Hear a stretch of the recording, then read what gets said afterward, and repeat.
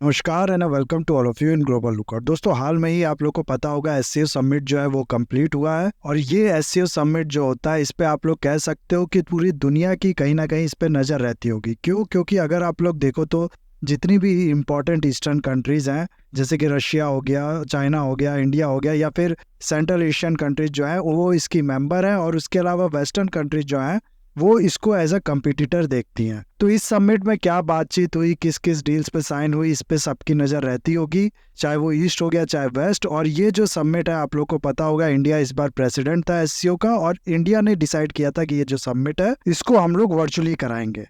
पहले से ये डिसाइड नहीं था। पहले तो ये प्लानिंग थी कि ये सारे ये जो इस ग्रुप के मेंबर हैं इनके प्रेसिडेंट्स आएंगे इंडिया में, प्रेसिडेंट या फिर लीडर आएंगे इंडिया में। लेकिन फिर मई के एंड में या फिर जून के शुरुआत में आप लोग कह सकते हो, ये जो न्यूज़ है ये आई कि इंडिया ने डिसाइड किया है कि ये जो समिट है वो इंडिया कराएगा वर्चुअली। फाइनली 4 जुलाई को जो ये समिट है ये कंप्लीट हो गई। और इसके बाद अगर आप लोग देखो ना, इस समिट को वर्चुअली कराने का क्या कारण है, इस पे काफ़ी ज़्यादा डिबेट हुआ था उस टाइम पे जब इंडिया ने ये डिसीजन लिया था। मैंने भी एक वीडियो इस पे बनाया था, अगर आप लोग ने देखा हो तो आप लोग को इसका जो रीज़न है वो पता होगा। और नहीं भी देखा है तो मैं इसमें भी रिपीट कर दूंगा। थोड़ा बहुत इस तरीके के अंदाजे लगाए जा रहे थे कि ये रीज़न हो सकता है, क्योंकि जो ऑफिशियल स्टेटमेंट है उसमें तो कुछ इस तरीके का बताया नहीं गया था कि किन कारणों की वजह से ये वर्चुअली कराया जा रहा है। इसीलिए अनुमान ये लगाया जा रहा था कि एक तो ये हो सकता है कि इंडिया के जो रिलेशन है पाकिस्तान के साथ, बॉर्डर पे रिलेशन हो गए, या फिर पाकिस्तान जो टेररिज्म फैलाता है क्रॉस बॉर्डर इंडिया में, वो हो गए। इन कारणों के चलते पाकिस्तान के साथ जो रिलेशन है, पाकिस्तान के साथ जो बातचीत है इंडिया की, वो पूरी तरीके से बंद है। और ऐसे में पाकिस्तान के प्राइम मिनिस्टर इंडिया पे आते हैं और इंडिया में फिर ये कुछ उल्टा सीधा ही बोलते कि अगर आप लोग को याद हो कि गोवा में जो एससीओ के फॉरेन मिनिस्टर की समिट हुई थी, उसमें जब बिलावल भुट्टो आए थे इंडिया में, तो उनने भी जो उनसे एक्सपेक्ट था वही किया। उनने भी बेतुकी बातें की, कश्मीर की बातें की, एससीओ में G20 की बातें की, G20 कश्मीर में क्यों करा रहा है इंडिया, इस तरीके की बात की। और जाते जाते इंडिया को धमकी भी दे डाली कि हम भी जब टाइम आएगा तो ऐसा जवाब देंगे इंडिया को कि उसको याद रहेगा। तो इस तरीके की चीज़, इस तरीके की बातें जो आप लोग कह लो, यही चीज़ दोबारा होती पाकिस्तान के प्राइम मिनिस्टर जब इंडिया आते तो इस मीटिंग में। और नहीं भी ये बात होती ना, तो अगर हम लोग छोड़ भी दे तो ऐसे टाइम पे जब इतने इश्यूज है पाकिस्तान के साथ, जैसा कि मैंने आप लोग को बताया, फिर बातचीत बंद है पाकिस्तान के साथ। ऐसे में ये पाकिस्तान के जो प्राइम मिनिस्टर थे ये इंडिया आते, इंडिया में हमारे प्राइम मिनिस्टर के साथ फ़ोटो खिंचवाते, आज के दोनों एक दूसरे को मिलते। इससे गलत सिग्नल जाता। इससे ये भी सिग्नल जा सकता था कि इंडिया जो है उसने थोड़ा बहुत जो टेररिज्म एक्टिविटी पाकिस्तान फैलाता है इंडिया में, इसको नॉर्मलाइज कर लिया, यानी कि इसको एक्सेप्ट कर लिया है। ये उसके बाद पाकिस्तान का अगर आप लोग छोड़ लो तो चाइना के साथ भी हम लोग के इश्यूज है, और बॉर्डर पे लगातार जो टेंशन है दोनों कंट्रीज के बीच में बनी हुई है। ऐसे में चाइना के भी जो लीडर है शी जिनपिंग, वो अगर इंडिया में आते और सेम चीज़ उनके साथ भी इंडिया के प्राइम मिनिस्टर जो है वो हाथ मिलाते, स्माइल करते एक दूसरे को रिसीव करने के लिए, तो इससे भी गलत सिग्नल जाता कि बॉर्डर इश्यूज दोनों कंट्रीज के बीच में जो है वो उतना बड़ा मैटर नहीं है, उसके बाद भी दोनों कंट्रीज अच्छे रिलेशन मेंटेन करके चल सकते हैं, ऐसे इससे इमेज जाती। तो ये सब चीज़ों को देखते हुए इसको वर्चुअली कराया गया होगा। उसके अलावा ये भी कहा जा रहा था कि ईरान हो गया, रशिया हो गया, या फिर चाइना हो गया, ये तीनों ही कंट्री को जो वेस्ट है वो देखता है राइवल की तरह। इंडिया जो है अपना पूरा बैलेंस बना के चल रहा है, ना ये ईस्ट की तरफ टिल्टेड है ना वेस्ट की तरफ टिल्टेड है। ऐसे टाइम पे ईरान के लीडर, रशिया के लीडर, चाइना के लीडर जब इंडिया में आते तो हो सकता था इसको देखा जाता कि इंडिया जो है वो टिल्ट हो रहा है ईस्ट की तरफ, और इससे जो रिलेशन है वेस्ट के साथ इंडिया के, उस पर भी असर पड़ता।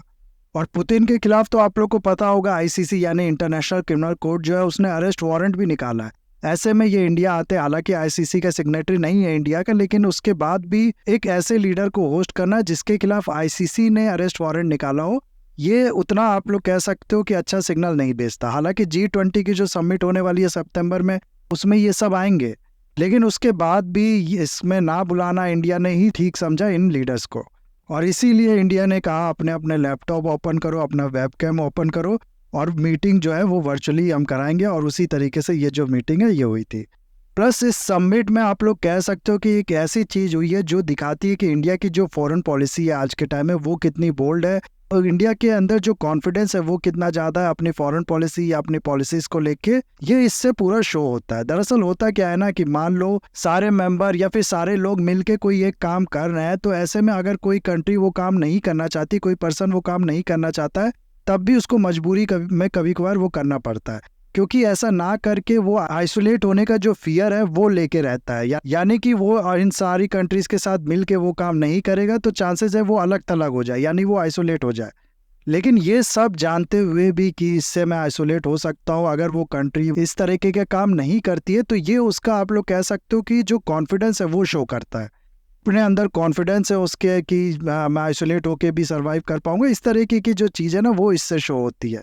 ऐसा ही इंडिया ने किया है इस एससीओ समिट में। आप लोग कह सकते हो हुआ क्या है कि ताजिकिस्तान जो कंट्री है इसने एक इकोनॉमिक डेवलपमेंट स्ट्रेटेजी 2030 इसको इंट्रोड्यूस किया था, इसको प्रपोज किया था इस समिट में, ताकि एससीओ की जो मेंबर कंट्रीज है उनके बीच में इकोनॉमिक कॉपरेशन बढ़ाया जाए।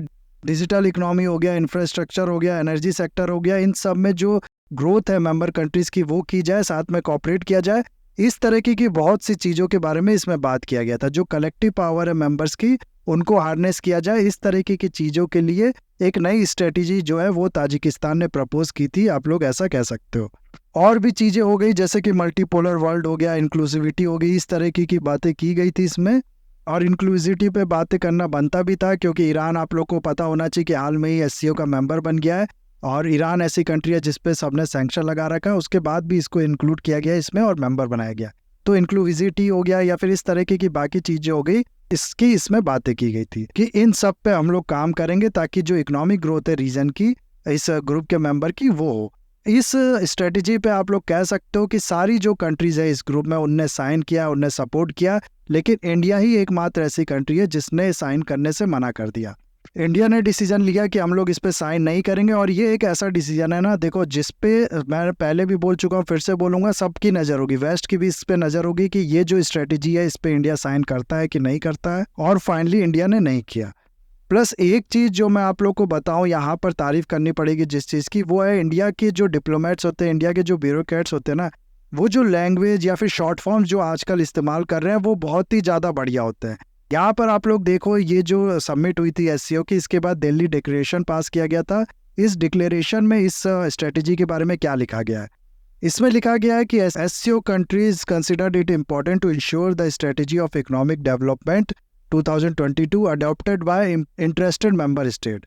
यहाँ पर ये जो टर्म है ना, इंटरेस्टेड, ये बहुत कुछ एक्सप्लेन करता है। यहाँ पर अगर आप लोग देखो, जैसा कि मैंने आप लोग को बताया कि सिर्फ एक कंट्री इंडिया ने ही इसमें साइन नहीं किया है, लेकिन उसके बाद भी ये टर्म यहाँ पर इंक्लूड करके इंडिया ने ये शो कर दिया कि कुछ कंट्रीज ऐसी थी जो कि इसमें इंटरेस्टेड नहीं है। और एक तरीके से ये कहना ज़्यादा बेटर होगा कि बहुत ज़्यादा इसको डाउन प्ले करने की कोशिश की है।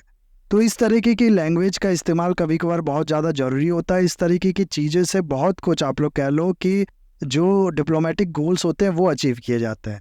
खैर, ये तो एक चीज़ हो गई। उसके बाद जो यहाँ मेन सवाल है वो ये आना चाहिए कि इंडिया को आखिर इस चीज़ से क्या प्रॉब्लम है, क्यों इंडिया ये जो स्ट्रेटेजी है इसको साइन नहीं करना चाहता है, इसको लेके नेगेटिव है, आखिर इसमें दिक्कत कहाँ है? दरअसल ये जो डेवलपमेंट स्ट्रेटेजी हो गई या फिर इस तरह की किसी भी डेवलपमेंट प्लान, किसी भी इकोनॉमिक कॉपरेशन जो साइन हो रहा है चाइना के साथ किसी कंट्री का, या फिर ऐसे ग्रुप का जिसमें चाइना डोमिनेंट हो या चाइना मेंबर हो, उन सब के पीछे एक ही बेसिक है, एक ही लॉजिक है। सब में यही बात की जा रही है कि चाइना जो है वो लोन देगा बाकी कंट्रीज को, और उस पैसे का इस्तेमाल करके ये इंफ्रास्ट्रक्चर डेवलप करेंगे या बाकी काम करेंगे, और इस तरीके से जो इकोनॉमिक डेवलपमेंट है वो होगी।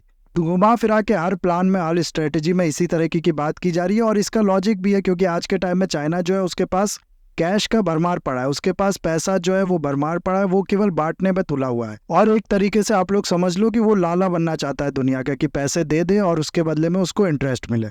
BRI इनिशिएटिव यानी बेल्ट एंड रोड इनिशिएटिव के बारे में आप लोग ने सुना होगा, उसमें भी ठीक यही बात की गई थी कि चाइना जो है वो दुनिया भर की कंट्रीज को लोन देगा वहाँ पर इंफ्रास्ट्रक्चर डेवलप करने के लिए, और ये लोन फिर धीरे धीरे ये जो कंट्रीज है ये चुकाएंगी चाइना को।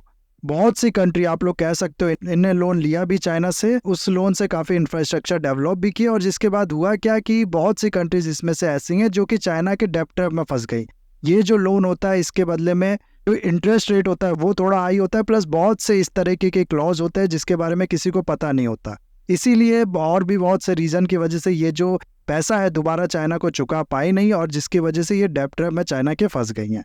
पैंडेमिक की वजह से भी आप लोग कह सकते हो, उसकी वजह से और जो कंट्रीज थी वो भी फंस गई हैं चाइना के डेब्ट ट्रैप में। अब इन कर्ज में फंसी कंट्री से चाइना कुछ भी करा सकता है, इनका स्ट्रेटेजिक बेनिफिट, इनको अब बाकी तरीके से बेनिफिट जो है वो भी ले सकता है चाइना, और ये चीज़ आज के टाइम में अगर आप लोग देखो ना तो इस पे काफ़ी ज़्यादा बातचीत भी हो रही है। पैंडेमिक ने, जैसा कि मैंने आप लोग को बताया, ये इस इशू को और ज़्यादा बढ़ा दिया है। और जब ये चीज़ खुल के सबके सामने आ गई, चाइना फिर पैंडेमिक के बाद लेके आया ग्लोबल डेवलपमेंट स्ट्रेटेजी 2030। इसमें चाइना ने बहुत ज़्यादा हाई मॉरल की जो बात होती है वो की, जैसे कि ग्रीन इकोनॉमी पे काम करेंगे, इंक्लूसिविटी पे काम करेंगे, पॉवर्टी एलिवेशन पे काम करेंगे, इस तरीके की बहुत सी चीज़ों की बात की गई।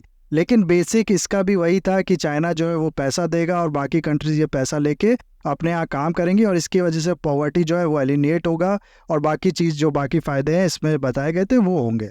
अब होता क्या है कि मान लो आपने किसी कंट्री को, किसी पर्सन को आप लोग ने मान लो लोन दिया है, तो क्या वो पर्सन कभी आपके खिलाफ जा सकता है? कभी नहीं जाएगा। आपके पास आर्म ट्विस्ट करने का एक तरीके से कह सकते हो एक हथियार होता है उस कंट्री को, उस पर्सन को। इसीलिए वो कंट्री जिसने आपसे लोन लिया है वो एक तरीके से आपके नीचे दबी रहेगी, और यही चीज़ हमेशा किया भी जाता है। वर्ल्ड वॉर 2 के बाद आप लोग को पता होगा यूएसए जो है उसने काफ़ी ज़्यादा लोन बांटा, फिर इंडिया भी आसपास की जो कंट्री है उनको लोन बांटती है। ऐसा नहीं है कि अपने अंदर दबाने के लिए ही ऐसा किया जाता है, एक तरीके से आप लोग कह लो कि मदद की जाती है उन कंट्रीज़ की। लेकिन चाइना जब ये मदद करता है तो एक तरीके से बहुत ज़्यादा एग्रेसिवली फ़ायदा भी उठाता है इन कंट्रीज़ का, जो हम लोग ने देखा भी, डेब्ट ट्रैप डिप्लोमेसी जिसको नाम दिया जाता है। और जैसे जैसे ये जो कंट्रीज़ है ये ज़्यादा से ज़्यादा चाइना का जो लोन है इसको एक्सेप्ट करेंगी, ज़्यादा से ज़्यादा कंट्री जो है वो चाइना से लोन लेंगी, वैसे वैसे ये जो कंट्रीज है ये चाइना के पाले में चलती चली जाएंगी। एक तरीके से आप लोग कह लो कि चाइना का जो डिप्लोमेटिक क्लाउड है वो बढ़ता जाएगा। ये कंट्रीज दबती जाएंगी चाइना के अंडर, जिसके बाद चाइना जो है इनसे जो चाहेगा वो करवा लेगा, जहां वोट कराना होगा वो करवा लेगा, जहां वोट नेगेटिव करवाना होगा वहां ये करवा लेगा। प्लस स्ट्रेटेजिक एडवांटेज भी काफ़ी ले सकता है, जैसे कि श्रीलंका का चायबार पोर्ट जो है वो ऑक्यूपाइड कर लिया है चाइना ने। इस तरीके के बहुत से फायदे चाइना जो है वो इथिकली अनइथिकली भी ले सकता है इन कंट्रीज के जो कि इसके डेब्ट ट्रैप में फंसी हुई हो। इस चीज को आज के टाइम में न्यू कॉलोनियलिज्म भी बोला जा रहा है, यानी कि एक नया साम्राज्यवाद भी कहा जा रहा है। और इस चीज के खिलाफ अगर आप लोग देखो तो इंडिया है, वेस्टर्न कंट्रीज है, नहीं चाहती कि ये कंट्रीज जो है चाइना के अंदर चली जाए, चाइना के अंदर दब जाए, ऐसा आप लोग कह सकते हो। और ये जो इकोनॉमिक स्ट्रेटेजी आप लोग कह सकते हो ताजिकिस्तान ने इंट्रोड्यूस किया है, इसमें अगर आप लोग देखो ना तो ये जो ग्लोबल डेवलपमेंट स्ट्रेटेजी 2030 चाइना लेके आया था उसी का रेप्लिका है। पूरी वही बातें इसमें की गई है, उसी तरीके की चीज़ें इसमें अचीव करने की बात ही कही गई हैं। यही चीज़ इंडिया ने कहा है कि इसमें बहुत ज़्यादा ये जो स्ट्रेटेजी है इसमें हम लोग ने इन्फ्लुएंस देखा चाइना का, बहुत ज़्यादा उस फ्रेज का इस्तेमाल किया गया था जो चाइना अक्सर करता है, इसीलिए हम लोग इसका साइन नहीं करेंगे। उसके अलावा ग्लोबल डेवलपमेंट स्ट्रेटेजी 2030 जो है उसको एक तरीके से आप लोग कह सकते हो, बहुत से एक्सपर्ट इस चीज़ को ये कहते भी है कि ये कुछ भी नहीं है, BRI का ही एक्सटेंडेड वर्जन है। खाली थोड़ा इमेज चाइना ने अपने सुधारने के लिए इसमें मॉरल हाई वैल्यूज़ की बात की है कि इंक्लूसिविटी बढ़ाएंगे, पॉवर्टी को एलिवेट करेंगे और इस तरीके की चीज़ें इसमें करेंगे। और BRI प्रोजेक्ट के बारे में आप लोग को पता होगा कि इसके अंदर एक जो प्रोजेक्ट है CPEC प्रोजेक्ट, यानी कि चाइना पाकिस्तान इकोनॉमिक कॉरिडोर, ये POK से गुजरता है, जो कि इंडिया का पार्ट है, पाकिस्तान ने इलीगली ऑक्यूपाइड करके रखा हुआ है।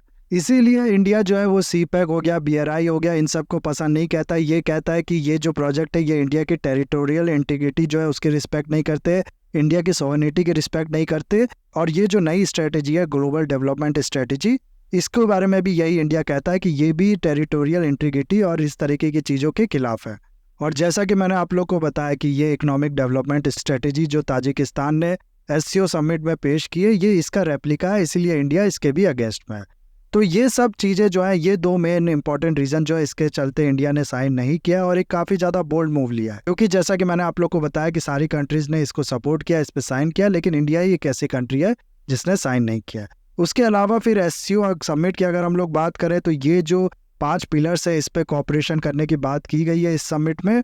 और इसके अलावा न्यू दिल्ली डिक्लेरेशन जो है वो पास किया गया है, जिसमें इंटरनेशनल कम्युनिटी को साथ में आके टेररिज्म हो गया, सेपरेटिज्म हो गया, एक्सट्रीमिज्म हो गया, इस तरीके की चीज़ों से लड़ने की बात की गई है। फिर रिलीजियस इंटॉलरेंस हो गया, या फिर इथनिकल और रेशियल डिस्क्रिमिनेशन हो गया, xenophobia हो गया, एग्रेसिव नेशनलिज्म हो गया, इन सब चीज़ों को रोकने की, इसका जो स्प्रेड है इसको कम करने की बात की गई है इस डिक्लेरेशन में। इसके अलावा अगर आप लोग देखो तो 2 जॉइंट स्टेटमेंट भी पास किया गया, जिसमें से एक में एक्सट्रीमिज्म, टेररिज्म, यही सब बात दोहराई गई है, और दूसरे में अगर आप लोग देखो ना तो डिजिटल टेक्नोलॉजी में कॉपरेशन की बात की गई है। उसके अलावा मोदी जी का जो स्टेटमेंट था उसमें इनने फिर से जो पाकिस्तान और चाइना है दोनों को ही आप लोग कह सकते हो कि एक बार फिर लताड़ा है टेररिज्म के लिए। इनने अपने स्पीच में ये कहा कि कुछ कंट्रीज ऐसी हैं जो कि टेररिज्म को स्टेट पॉलिसी की इस तरह इस्तेमाल करती हैं और एससीओ को चाहिए कि इन कंट्रीज के खिलाफ बोले, इसको क्रिटिसाइज करे। उसके बाद भाषिनी, आप लोग को पता होगा कि इंडिया का एक एआई पावर्ड प्लेटफॉर्म है जिसके अंडर आप अपनी बात को एक लैंग्वेज से मल्टीपल इंडियन लैंग्वेज जो है उसमें